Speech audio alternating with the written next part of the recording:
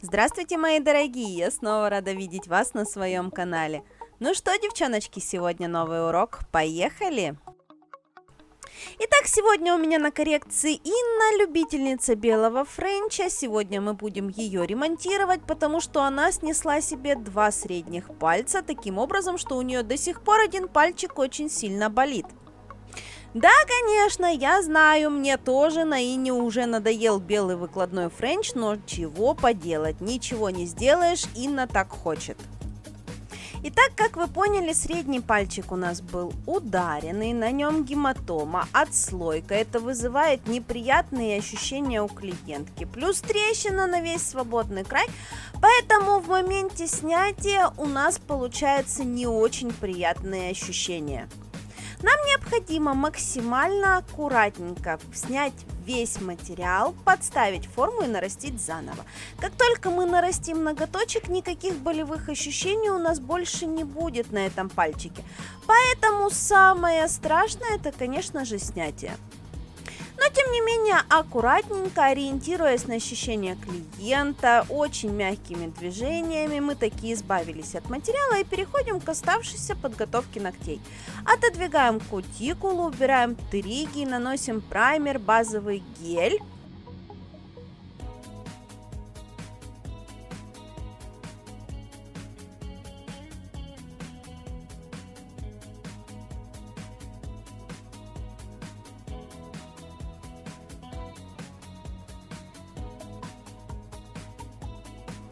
Итак, оба средних пальчика нам необходимо дорастить. Подставляем форму, на нее выкладываем подложечку, для того, чтобы все пальчики у нас были одной длины.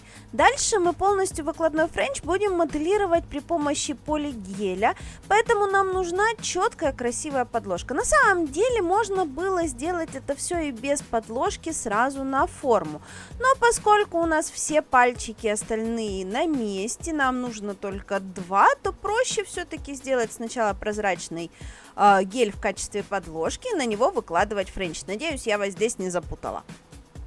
Выкладываем прозрачную подложечку, следим за тем, чтобы у нас не было капелек в районе будущих усов нашей улыбки и следим за тем, чтобы подложка была максимально тоненькой. На втором пальчике аккуратненько подставляем форму, потому что пальчик у нас болит. В дальнейшем эта травма может вызвать анихолизис, то есть в этом месте может отойти ноготочек от ногтевого ложа, потому что травма была довольно-таки серьезная. Но может и не отойти, поэтому на следующей коррекции мы посмотрим, чем это все закончилось. На самом деле мы коррекцию уже сделали, все нормально с этим пальцем, он на месте, анихолизис не начался, значит мы на этой коррекции все сделали правильно.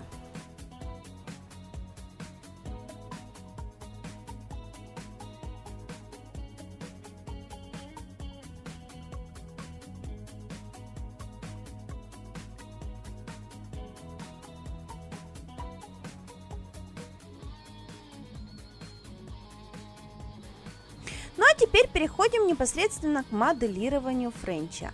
Камуфлирующим полигелем сразу же выкладываем язычок удлинения. Наша задача в данном случае сделать язычок удлинения сразу же нужной нам высоты и нужной формы. То есть мы никакими дополнительными материалами френч перекрывать уже не будем, поэтому нам нужно выстроить высоту нашего будущего ноготка на готовность уже на этом этапе. Поэтому аккуратненько, не спеша вылизываем полигель до того момента, когда он не станет в идеальное для нас положение.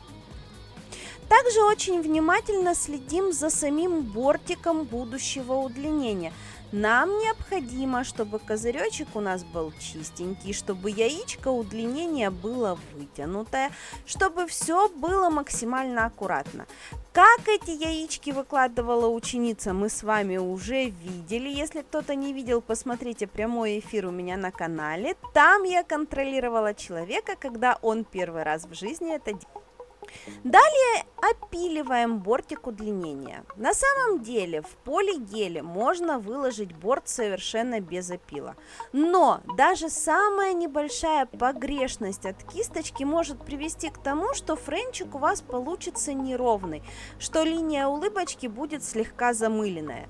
Поэтому для того, чтобы минимизировать вот такую вот возможность, а вернее исключить ее полностью из нашей работы, лучше все-таки язычок удлинения опилить и дополнительно при помощи фрезера вычистить места под будущую линию улыбочки. И несмотря на то, что далее я буду делать моделирование белым полигелем, я решила подчеркнуть линию улыбочки белой гель-краской, потому что все равно вот в таком виде френч получается более четкий и интересный. Далее мы смешиваем для Инны белый полигель. Что это значит? Мы взяли белый полигель, добавили в него светящийся в темноте пигмент. Этот пигмент именно пурпурного оттенка. Кто брал его у нас в магазине, жалуется на то, что он не светится в баночке. Да, в баночке он светится проблематично, зато на ногтях клиентов сияет просто до невозможности. Вот такие вот его особенности, что в чистом виде он не очень хорошо себя ведет, но как только смешивается в материал, как только его концентрация понижается, так сразу же он становится просто волшебным. И в этот же белый полигель мы добавили еще немного пигмента для того, чтобы наш цвет немножечко светился изнутри. Но на самом деле в пигментированные материалы добавлять что-то блестящее довольно-таки проблематично, потому что пигмент, который у нас находится в цвете, забивает тот блеск, который мы туда добавляем. На самом деле мы потом для следующих пальцев Инны добавили немножечко прозрачного полигеля в нашу смесь, и тогда блесточки засияли намного ярче. Но по большому счету в данный момент вы можете мне поверить только на слово, потому что ни в первом варианте, ни во втором варианте на камеру блесточек все равно нифига не видно. И, кстати, вот такой вот вариант со светящимися ногтями тоже нужно подгонять под клиента. Вот, например, и не предыдущий вариант у нас тоже в темноте светился зеленым цветом. Инна была просто в восторге от того, что у нее ногти в темноте светятся. Она пришла в диком восторге, сказала: хочу такое же опять. Но при этом моя мама, которой мы делали светящиеся в темноте ногти, сказала: никогда в жизни мне больше светящихся не делай, потому что они мне мешают спать. Поэтому предупреждайте своего клиента, если вы хотите добавить ему флуоресцентных пигментов. Либо, как я, не предупреждайте, добавляйте и потом будете смотреть на реакцию клиента. Мы же тем временем по стандартной схеме опиливаем наши миндалики. Схема опила миндаля уже разбиралась на канале. Ссылочку оставлю в описании, если вы не видели, посмотрите обязательно. И пока мы все красивенько пилим, у вас как раз таки есть возможность поставить лайк этому ролику, подписаться на канал, если вы еще этого не сделали, и нажать на колокольчик, чтобы не пропускать новые ролики.